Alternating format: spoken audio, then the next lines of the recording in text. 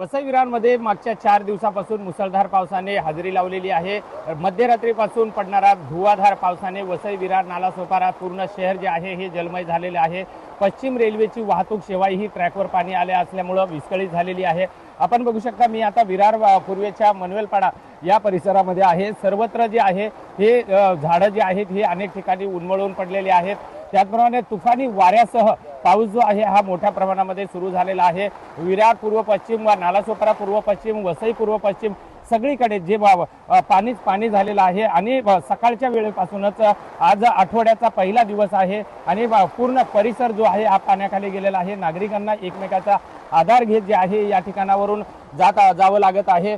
पूर्ण परिसरामध्ये पाणीच पाणी झालं असल्यामुळे वसई विरार आणि नालासोपाऱ्यातलं जनजीवन पूर्णपणे विस्कळीत होऊन हाहाकार माजलेला आहे। एकंदरीतच जर बघितलं तर आज पालघर जिल्ह्याला हवामान खात्यानं पुन्हा चौथ्या दिवशी सुद्धा रेड अलर्ट दिलेला आहे। पूर्ण परिसर हे तुफानी वाऱ्यासह पाऊस मुसळधार पडत आहे।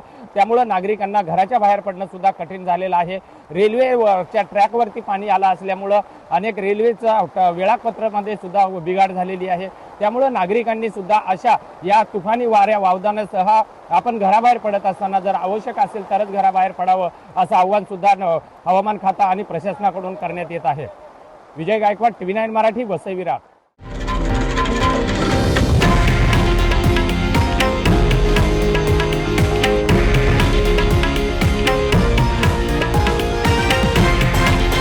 हे आहे देशातील नंबर 1 न्यूज नेटवर्क आणि आपण पाहत आहात TV9 मराठी, एकमेव।